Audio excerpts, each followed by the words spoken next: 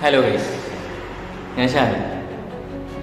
ഇന്ന് ഞാനൊരു reaction video ആയിട്ടാണ് വന്നിട്ടുള്ളത്. അതും എന്താ പറയുക, എനിക്കെല്ലാവർക്കും നിങ്ങളെല്ലാവരും കണ്ടിട്ടുണ്ടാവും. ആ ഒരു വ്യക്തി യൂട്യൂബറാണ്, ബ്ലോഗറാണ്. പുള്ളി ഇടയ്ക്ക് റിയാക്ഷൻ വീഡിയോസൊക്കെ ചെയ്യാറുണ്ട്. അങ്ങനെയുള്ളൊരു വ്യക്തിയാണ്. അപ്പോൾ പുള്ളി ഇന്നൊരു വീഡിയോ ഇട്ടിട്ടുണ്ടായിരുന്നു. പാലക്കാട് ഭാരതീയ ജനതാ പാർട്ടിയുടെ സ്ഥാനാർത്ഥിയായ ശോഭാ സുരേന്ദ്രനെ ഇന്ത്യൻ നാഷണൽ കോൺഗ്രസിൻ്റെ സ്ഥാനാർത്ഥിയായ രമേശ് പിഷാരടിയെയും കൂടെ കമ്പയർ ചെയ്തിട്ടൊരു വീഡിയോ ഇടുന്നുണ്ട്. അപ്പോൾ അതിലൊരു ചെറിയ കാര്യങ്ങൾ, അതിൻ്റെ 1-2 കാര്യങ്ങൾ പറയാൻ വേണ്ടി വന്നത്. ഓക്കെ, ഇപ്പോൾ കണ്ടിട്ട് വരാം. എനിക്ക് അവിടെ കാണാൻ സാധിക്കാതെ ഗടാഗടിയന്മാരായിട്ടുള്ള നേതാക്കന്മാരെ, കാരണം നമ്മുടെ മുന്നിൽ വരാറുണ്ട്. അപ്പോൾ പാലക്കാട് തന്നെ 10 വർഷം മുമ്പ് 2014 ഇലക്ഷൻ മത്സരത്തിൽ തന്നെ വരുന്ന സമയത്ത് 15 വർഷം പാർലമെന്ററിയനായിരുന്ന എൻ കൃഷ്ണദാസിയായിരുന്നു മാർക്സിസ്റ്റ് പാർട്ടിയുടെ ഭാഗത്തു നിന്നുണ്ടായത്. പക്ഷേ ഒരു കാര്യം, അദ്ദേഹത്തെ പോലും 3ാം സ്ഥാനത്തേക്ക് മാറ്റാൻ അന്ന് BJP സാധിച്ചിട്ടുണ്ട്. ഞാൻ 2ാം സ്ഥാനത്ത് വന്നിട്ടുണ്ട് എന്നുള്ളതാണ്. എന്നാൽ ഇത്തവണ എന്ന് പറയുന്നത് എനിക്ക് വ്യത്യസ്തമായിട്ടുള്ള ഒരു അനുഭവം തോന്നുന്നത്, സത്യത്തിൽ എനിക്കതൊരു ദുഃഖമാണ് തോന്നുന്നത്. എത്രയോ പരിണിതപ്രജ്ഞരായിട്ടുള്ള കോൺഗ്രസിന്റെ നേതാക്കന്മാർ പാലക്കാടുണ്ട്, മാർക്സിസ്റ്റ് പാർട്ടിയുടെ നേതാക്കന്മാർ പാലക്കാടുണ്ട്. അപ്പോൾ ഞാൻ പ്രതീക്ഷിച്ചത് രാഷ്ട്രീയത്തിന് വേണ്ടി ജീവിതം സമർപ്പിച്ചിട്ടുള്ള, പാർട്ടി ഏതോ ആവട്ടെ, രാഷ്ട്രീയ പ്രവർത്തനത്തിന് വേണ്ടി ജീവിതം സമർപ്പിച്ചിട്ടുള്ള പരിണിതപ്രജ്ഞരായിട്ടുള്ള നല്ല നല്ല നേതാക്കന്മാർ ഏറെയുള്ള ഈ ജില്ലയിൽ ഇത്തരമൊരു സാഹചര്യം എന്തിനാണ് 2 പാർട്ടികളും ചെയ്തത് എന്നതിനെ കുറിച്ച് വ്യക്തിപരമായിട്ട് എനിക്ക് സന്തോഷമല്ല, എനിക്ക് അതെ. അപ്പോൾ അതാണ് കാര്യം. ഓപ്പോസിറ്റ് സ്ഥാനാർത്ഥികളെ കുറിച്ച് ശോഭാ സുരേന്ദ്രൻ പറഞ്ഞ ഒരു ഇതാണ് ഇപ്പോൾ നമ്മൾ കേട്ടത്. അതായത് പുള്ളിക്കാരത്തി പറയുന്നത് എന്താണെന്ന് വെച്ച് കഴിഞ്ഞാൽ, പുള്ളിക്കാരത്തിക്ക് ഓപ്പോസിറ്റായിട്ട് മത്സരിക്കാൻ, അതായത് അതിന് മാത്രം വലുപ്പം അല്ലെങ്കിൽ അതിന് മാത്രം ക്വാളിറ്റിയോ ഇല്ലാത്ത സ്ഥാനാർത്ഥികളാണ് പാലക്കാട് മത്സരിക്കുന്നത്. അതായത് എൻ്റെ റസാഖിനെയും പിഷാരടിനെയാണ് കേട്ടോ പറയുന്നത്.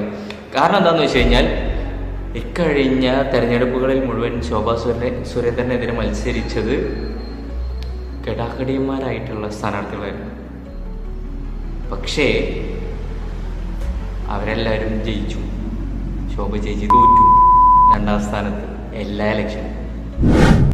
ഈ മറുപടിയൊക്കെ കോൺഗ്രസിന്റെയും പാലക്കാട്ടെ CPM-ന്റെയൊക്കെ പ്രവർത്തകര്, അതിലെ നേതാക്കന്മാരാണ് ഒരുപാട് ചിന്തിക്കേണ്ടത്. കോൺഗ്രസ് ഒക്കെ എടുത്തു നോക്കുകയാണെങ്കിൽ അതൊരു സിറ്റിംഗ് സീറ്റാണ്. യൂത്ത് കോൺഗ്രസിലൊക്കെ ആക്റ്റീവ് ആയിട്ടുള്ള നിരവധി നേതാക്കന്മാര് പാലക്കാടുണ്ട്. നമ്മളൊക്കെ നിരന്തരം കാണുന്ന ആളുകൾ പോലുമുണ്ട്. ഒരു കാര്യം ചോദിക്കട്ടെ, ശോഭ ചേച്ചി പാലക്കാട്ടുകാരിയാണോ? അപ്പോൾ പാലക്കാടുള്ള BJP-ക്കാരും പൊട്ടന്മാരായില്ലേ നിങ്ങൾ പറയുന്നത് വെച്ച് നോക്കുകയാണെങ്കിൽ? ഇറങ്ങാറൊക്കെ ഉണ്ട്. പക്ഷെ അവർക്കൊരു ഏറ്റവും ചുരുങ്ങിയത് അടിസ്ഥാനപരമായിട്ടുള്ള രാഷ്ട്രീയമെങ്കിലും അറിയേണ്ടതായിട്ടുണ്ട്. പിഷാരടിയുടെ രാഷ്ട്രീയ ബോധമൊക്കെ പാലക്കാട്ടെ ജനതയും അതിലൂടെ കേരള ജനതയൊക്കെ തന്നെ ഇതിലൂടെ തിരിച്ചറിഞ്ഞതല്ലേ? അതെ, അതൊരു ജാതി പോയിന്റാണ് അണ്ണൻ പറഞ്ഞത്. അണ്ണൻ പറഞ്ഞത് ശരിയാ. മത്സരിക്കുന്നതിന് മുമ്പ് അത്യാവശ്യം രാഷ്ട്രീയമൊക്കെ അറിയണം. അപ്പോ അഖിൽമാരാറിനെ മാറ്റി നിർത്താം. BJP പാർട്ടിയിൽ മത്സരിക്കുന്ന Vijay Gopan, Athira, blah blah blah blah 1-2 മറ്റേ അവിടെ ഇവിടെയൊക്കെ 2020 എന്നൊക്കെ ചേർന്ന് വരും. ഇവരൊക്കെ സ്ഥിരം രാഷ്ട്രീയ പ്രവർത്തകരായിരിക്കുമല്ലേ? അല്ലെങ്കിൽ ഒരു കൊല്ലം മുമ്പെങ്കിലും. സംശയമാണ് കേട്ടാ.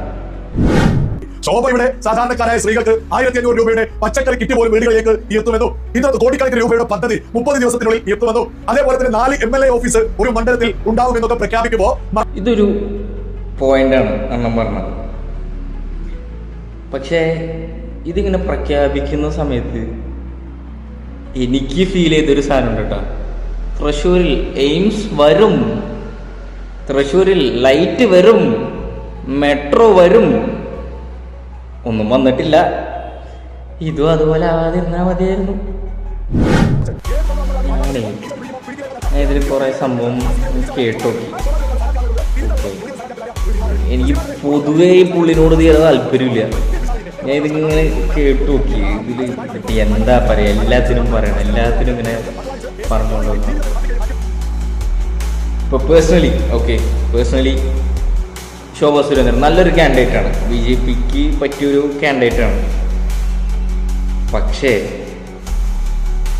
ഓപ്പോസിറ്റ് നിൽക്കുന്ന ഒരു സ്ഥാനാർത്ഥിനെ പുച്ഛിക്കുന്നത് ശരിയാണോ, അല്ലെങ്കിൽ വ്യക്തിഹത്യ നടത്തുന്നത് ശരിയാണോ എന്ന് എനിക്കറിയില്ല. എങ്കിലും ഞാൻ പറയണം, 18,000 വോട്ടിന്റെ ഭൂരിപക്ഷത്തിൽ രാഹുൽ മാങ്കൂട്ടം ജയിച്ചൊരു സീറ്റാണ് പാലക്കാട്, അതും ഒരു കൊല്ലം മുമ്പ്. ഈ 18,000 വോട്ട് മറികടക്കണമെങ്കിൽ BJP ആണെങ്കിലും LDF ആണെങ്കിലും കുറച്ച് പണിയെടുക്കണം. അത് പണിയെടുക്കാൻ ക്യാപ്പബിലിറ്റി ഉള്ള ആൾക്കാരാണ് ശോഭാ സുരേന്ദ്രനും NMR റസാഖും. പക്ഷേ നിങ്ങൾ പറയുന്ന ഈ വെറും സിനിമ നടൻ എങ്ങാനും പാലക്കാട് ജയിച്ച BJPയുടെ തന്നെ ഏറ്റവും ശക്തയായ സ്ഥാനാർത്ഥിയായ ശോഭാ സുരേന്ദ്രനെ നിങ്ങൾ പാലക്കാട് ഇറക്കിയിട്ട് ഏറ്റവും ദുർബലനായ സ്ഥാനാർത്ഥിയെന്ന് നിങ്ങൾ വിശ്വസിക്കുന്ന രമേശ് പിഷാരടിനെ പോലും തോൽപ്പിക്കാൻ നിങ്ങൾക്ക് കഴിഞ്ഞില്ലെങ്കിൽ ഈ പരിപാടിയൊക്കെ നിർത്തി ചാനലൊക്കെ പൂട്ടി വീട്ടിൽ പോയിരിക്കേണ്ടതാണ് എന്ന് ഞാൻ അഭ്യർത്ഥിച്ചുകൊള്ളുന്നു. നന്ദി, നമസ്കാരം.